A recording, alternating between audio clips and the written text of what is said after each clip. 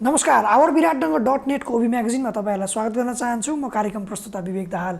श्रोताजी, आज पनि एकजना विशेष अतिथिको साथमा कार्यक्रममा उपस्थित भइसकेका छौं। आज हामीसँग कुराकानी गर्नको लागि शिक्षा क्षेत्रबाट एकजना अतिथि हुनुहुन्छ। हिसान मोरङका सचिव दिनेश दाहाल आज हामीसँग कार्यक्रममा उपस्थित हुनुहुन्छ। उहाँसँग आज हामी कोभिड-19 ले शिक्षा क्षेत्रमा पारेको प्रभाव र हिसानले अबको दिनमा लिने खालका निर्णयको बारेमा कुराकानी गर्नेछौँ। आउनुहोस् कार्यक्रममा उहाँलाई स्वागत गरौँ। स्वागत छ यहाँलाई। धन्यवाद। कोभिड-19 ले विश्वभरलाई नै असर पारिरहेको बेलामा नेपालमा पनि यसको असर छँदैछ र नेपालमा पनि अलिकति बढी असर चाहिँ शैक्षिक क्षेत्रमा पारेको छ। हैन सर, कस्तो असर, कतिसम्मको असर पारेको छ शैक्षिक क्षेत्रमा? अब कोभिड-19 ले संसारलाई नै भयभीत बनाएको छ। त्यसमध्ये नेपाल पनि यसबाट अछुतो छैन, योभन्दा बाहिर छैन। त्यसको प्रभाव नेपालमा पनि क्रमिक रूपमा झन् दिनानुदिन बढ्दै गइरहेको हामीले देखिरहेका छौँ, सुनिरहेका छौँ। खास गरी शिक्षा क्षेत्रमा कोभिड-19 ले पारेको प्रभाव अझ भयावह छ।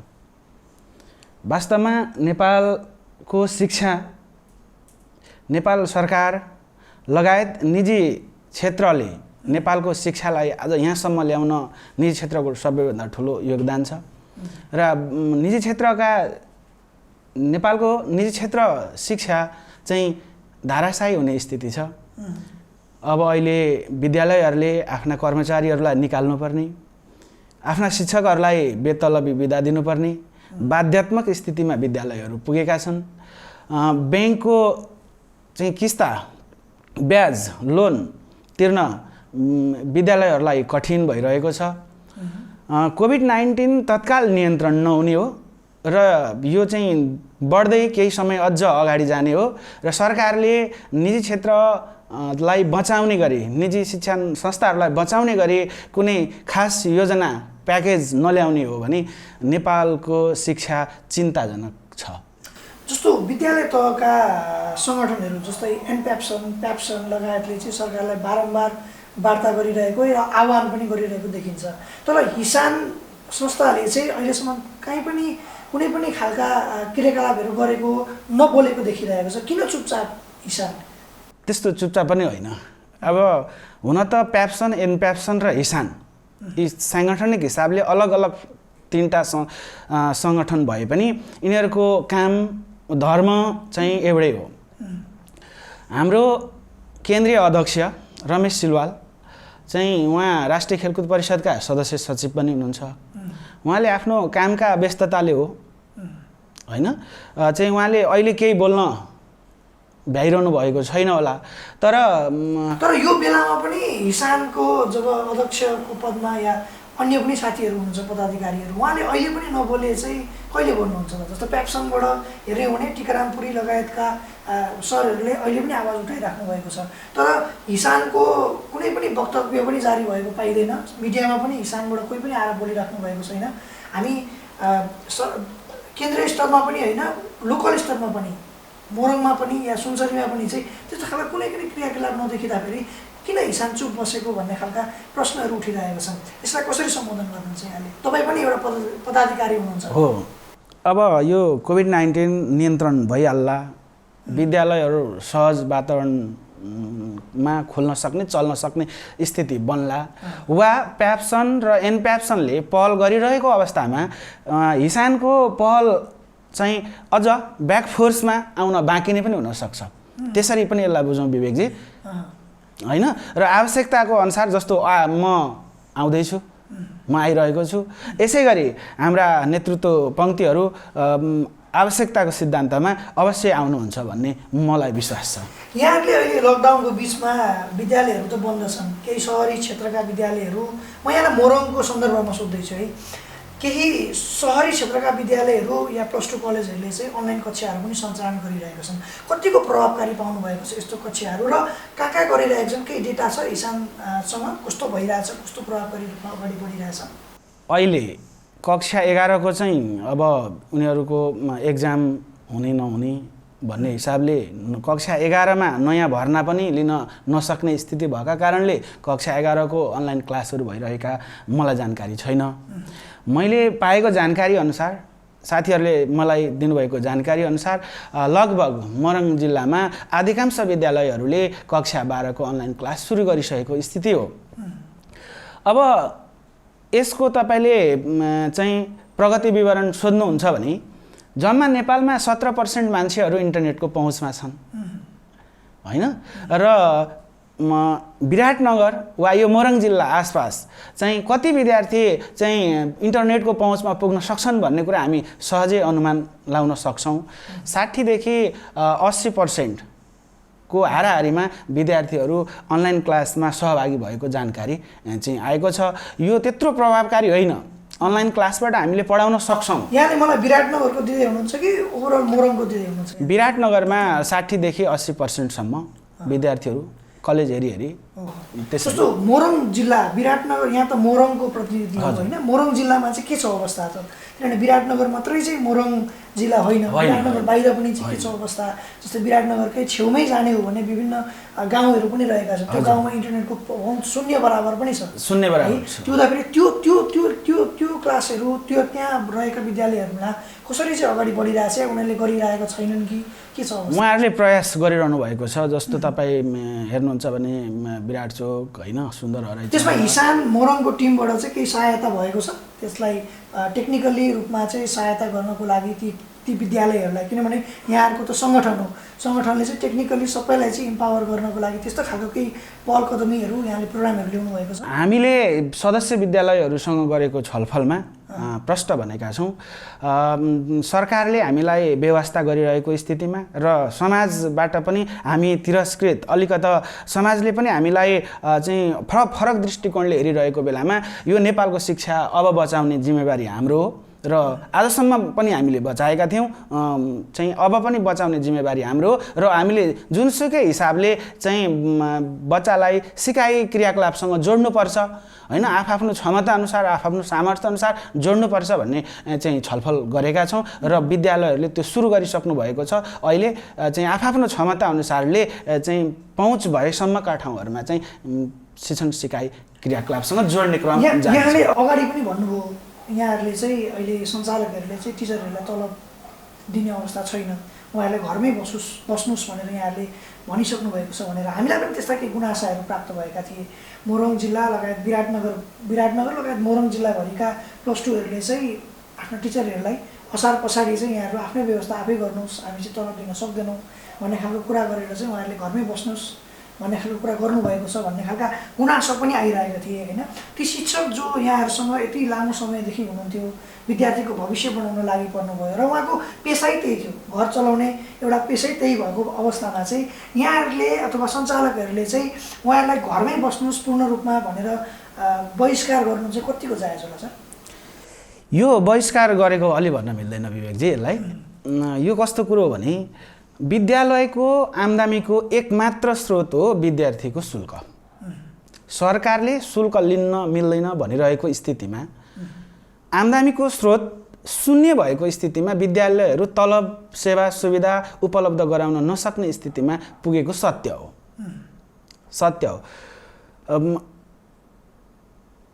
जस्तो आम्दानीको स्रोत खुला हुँदा न चाहिँ टिचरहरूलाई तलब खुवाउने भन्ने कुरा आउँछ।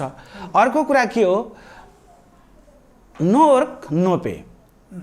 उहाँहरूले काम पनि गर्नु भएको छैन र विद्यालयहरू उहाँहरूलाई तलब सेवा सुविधा उपलब्ध गराउन सक्ने स्थितिमा पनि। यसमा त उहाँहरूको गुनासो छ, हामीले यत्रो वर्ष काम गऱ्यौँ, हामीलाई जीवन चलाउन सक्ने आधा स्यालेरी मात्रै दिएको भए हुन्थ्यो या केही न केही म्यानेज गरिदिएको भए हुन्थ्यो भन्ने खालको कुरा पनि गरिराख्नु भएको छ होइन। अनि तपाईँहरूको समूह चाहिँ जस्तो हिसान पनि त एउटा टिम हो, एउटा सङ्गठन हो। यो सङ्गठनले पनि चाहिँ अब तपाईँहरूको काम हेर्दाखेरि चाहिँ मिलिजुली शैक्षिक शुल्क बढाउनु पऱ्यो भने तपाईँहरू सबैजना एकजुट हुनुहुन्छ होइन। वर्षमा एकचोटि चाहिँ खेलकुद गराउनुहुन्छ, वर्षमा एकचोटि एक्जामिनेसन हुन्छ, तर ती शिक्षकको पीडा समाधान गर्ने चाहिँ यहाँको कार्यविधिमा पर्छै पर्दैन सर। किनभने भोलिको दिनमा त ती शिक्षकले फेरि आएर पढाउनु पर्ने होला, पर्छ विवेक, उहाँहरूलाई हेर्नु पर्छै पर्दैन यहाँ पर्छ। पहिला सुरुमा म हिसानका गतिविधिसँग तपाईँलाई क्लियर गरिदिउँ। हजुर, हिसानले विद्यार्थीका सर्वाङ्गीण व्यक्तित्व विकासका लागि आवश्यक पर्ने खेलकुद, अतिरिक्त क्रियाकलाप, परीक्षा लगायत विभिन्न खालका अतिरिक्त क्रियाकलापहरू गराएर अगाडि बढ्छ यो संस्था।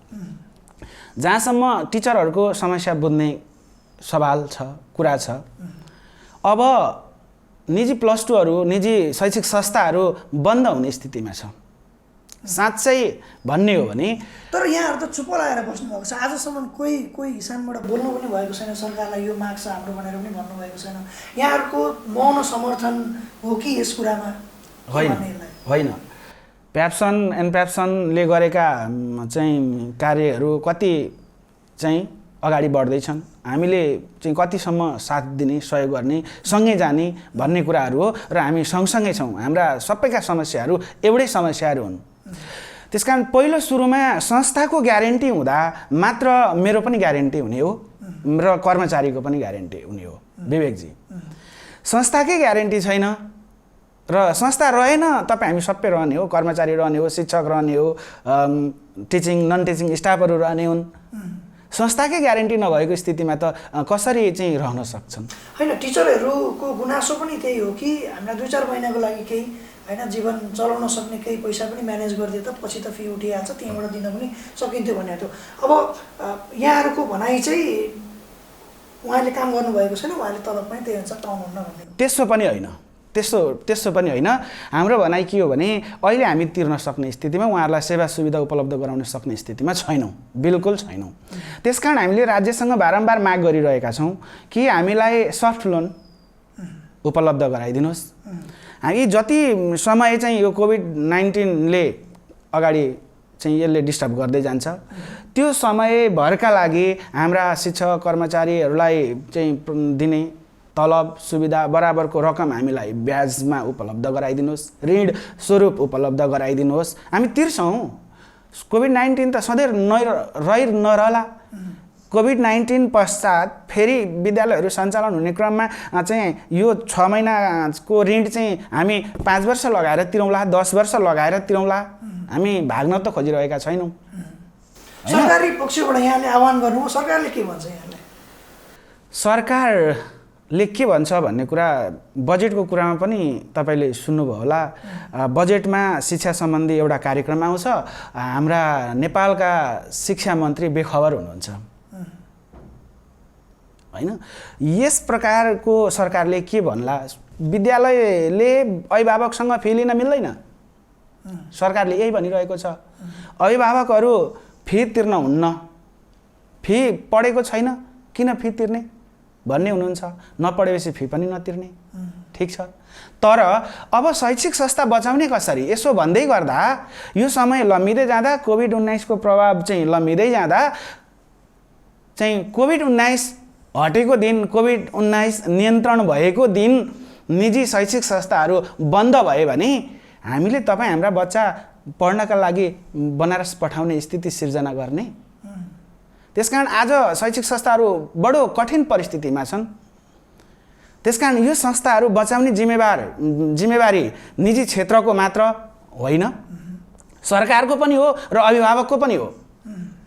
र सरकार, गार्जियन र सञ्चालकहरूको सबैको अभिभावक भएका कारण चाहिँ यो टिचरलाई, कर्मचारीलाई तलब खुवाउन सक्ने स्थिति कसरी बनाउन सकिन्छ, यी संस्थाहरूलाई कसरी बचाउन सकिन्छ भन्ने कुरामा सरकारले पहल कदमी लिदिनुपर्छ र यी संस्थाहरू बचाइदिनुपर्छ।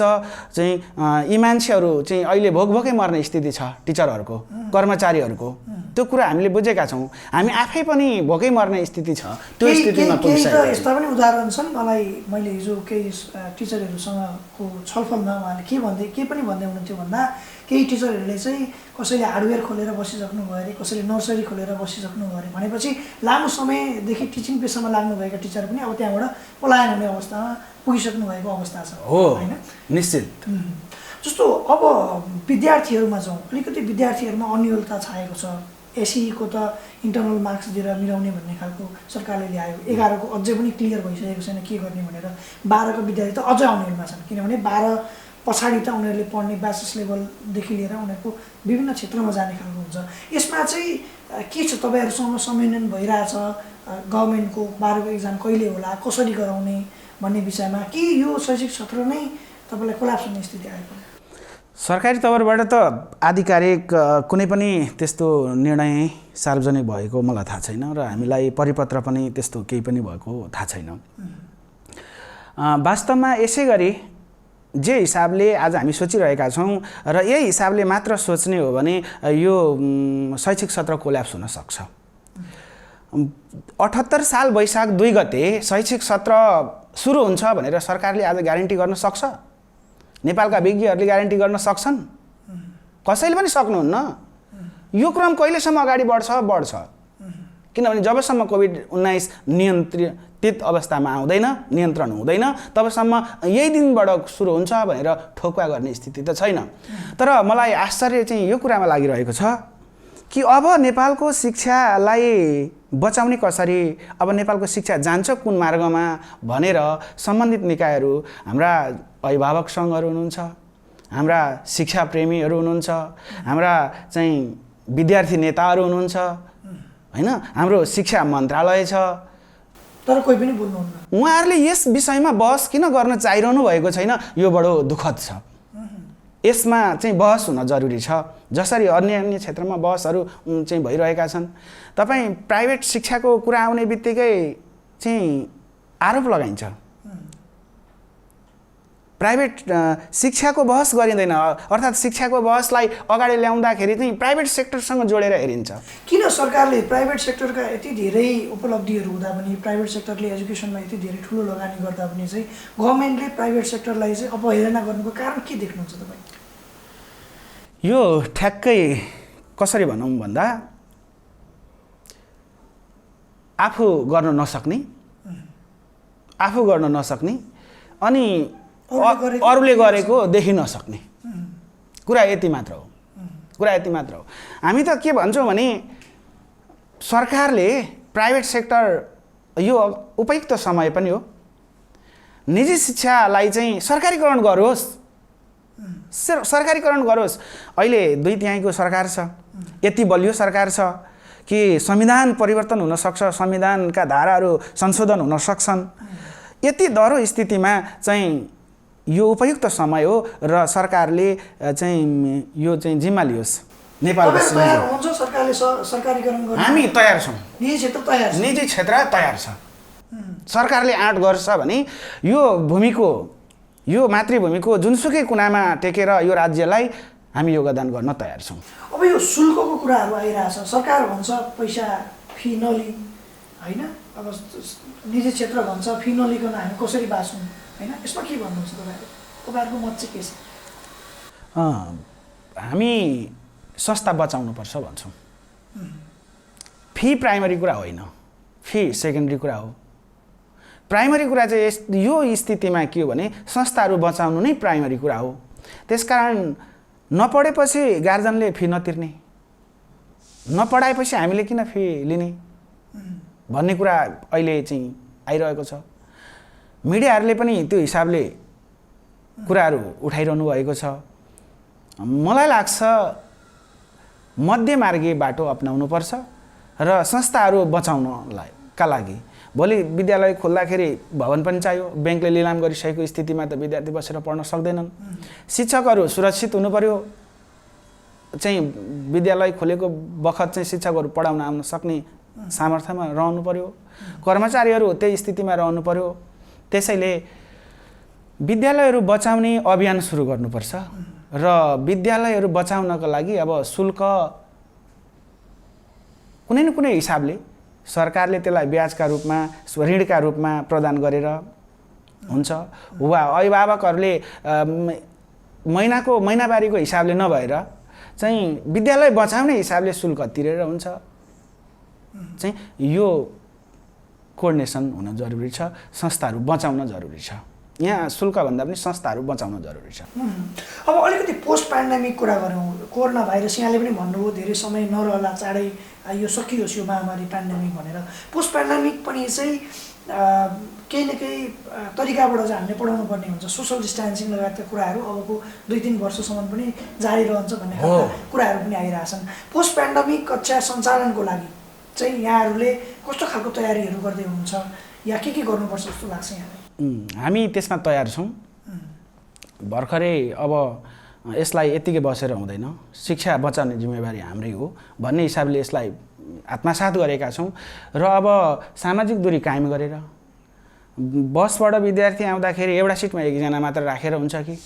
जस्तो कुनै +2मा वा कुनै विद्यालयमा 1500-2000 विद्यार्थी छन् भने त्यो विद्यालयमा चाहिँ जतिवटा 200वटा डेस्क बेन्च छ भने एक दिनमा 200 विद्यार्थी बोलाएर वा डबल सिफ्ट गरेर त्यसलाई निर्मलीकरण गरेर हैन सेनिटाइजर गरेर पनि हामी चाहिँ चलाउन चाहिँ सक्छौँ, त्यसरी चलाउन सक्छौँ। तर मुख्य कुरा के हो विवेकजी? सरकार हो। मुख्य कुरा सरकार हो।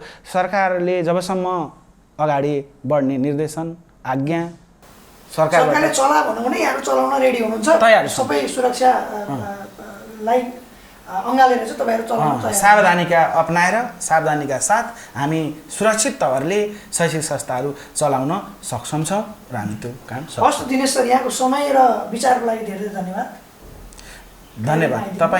तपाईले पनि आफ्नो यो ओबी विराटनगरका माध्यमबाट हाम्रो केही कुरा राख्ने अवसर दिनुभयो, त्यसका लागि तपाईलाई पनि धेरै धेरै धन्यवाद।